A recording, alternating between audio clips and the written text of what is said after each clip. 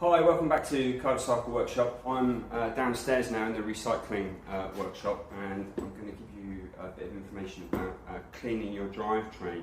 So we mentioned that in the last video about how important it is to keep your drivetrain clean to stop stuff from wearing out. You know, the drivetrain gets covered in lots of muck and crud, mud, leaf, mould, bits of grit, water from the roads and the trails during the winter.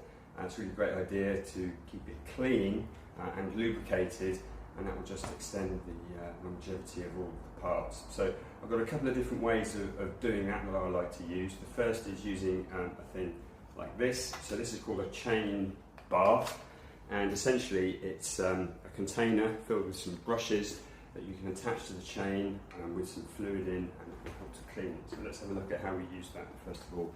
So I'm going to fill that with a kind of decent quality degreasing agent. You can use any kind of chain degreaser. There's lots of different ones available on the market. So just go with one that you like, and then that's going to fit onto the chain there like that. That goes in there. Snap it shut. That bit goes around the back, and then try and keep it level, stop stuff spilling out, and then you can just send the chain backwards like this, and the chain gets a really good cleaning from all of the fluid that's in the bath. And the brushes, they go deep in between the links and get the chain really nice and clean. Okay, so that's one method, using a chain bath. That's quite good. Obviously I'm inside right now, and you might be doing this outside, in your back garden or possibly in a garage or something like that. So that's quite a good method because it's quite clean. My preferred method is to use the same fluid, a different container. This could be anything, old jam jar.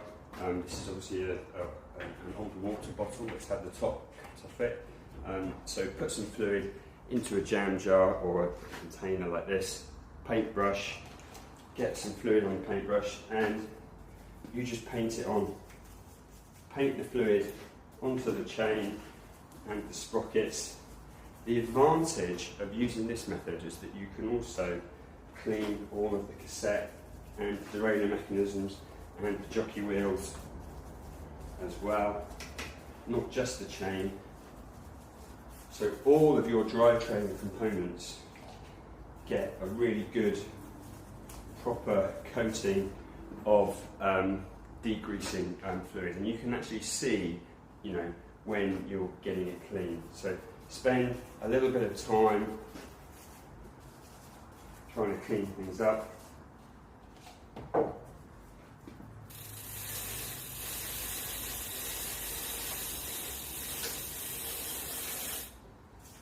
Have a look at the chain ring as well.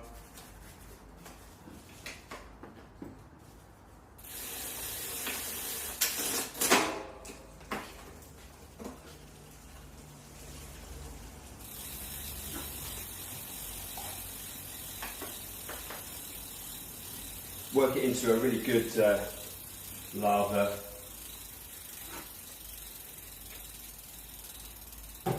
And once you've done that and you think it's clean, then you need to wash it off. So I'm going to take the bike outside and use the hose, and I'll be back in 2 seconds.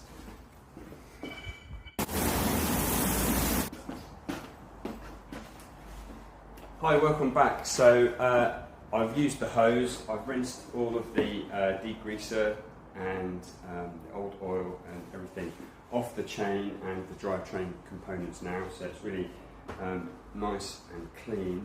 So the next job is just to try and dry it off, and I'm just going to do that. I've got some paper, you can use kitchen roll, an old towel or a rag, it's really good. And what you need to do is you just need to try and get the worst of the water off the chain, like this. Just try and soak it all up.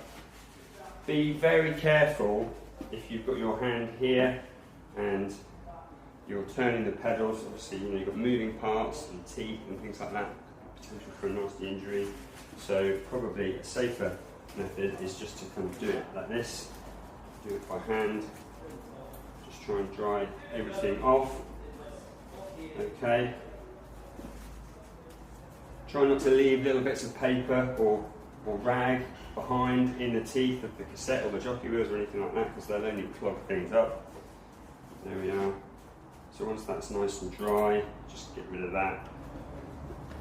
Then we can look to put some lubricant on. Okay, so there are very, very many different kinds of lubricant available on the market. I've got a few here to show you.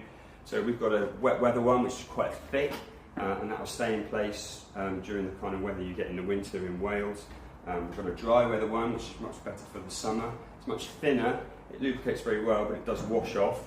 We've got a wax-based one, where you have to put it on and leave it to cure and go off. Again, that's very good for wet weather and also for dry weather, so that's probably the one that I would use on my mountain bike.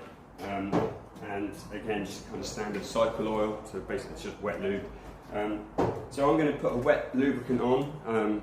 We're expecting, you know, winter weather here in Wales, so I'll show you the best way of doing that. So there's two ways that I like to use, a quick way and a slow way. So the quick way is just to put the lubricant on there like that, turn the pedals around a few times, and you get the lubricant on the inside of the rollers, and it drips down, spreads all around the moving parts of the chain, and it lubricates really well. If you want to be a little bit more careful, what you can do is drop on each of the links like this, and that means that the lubricant gets exactly where it's supposed to be, and you don't get any waste or mess or anything like that. So either method is fine. If you're in a hurry, like I am, just go like this. Again, be careful of any moving parts. And then last of all, just give it all a bit of a wipe around the outside. You don't want lubricant spraying everywhere. And once you've done that, you're good to go. Okay, so thanks for watching, and we'll see you soon.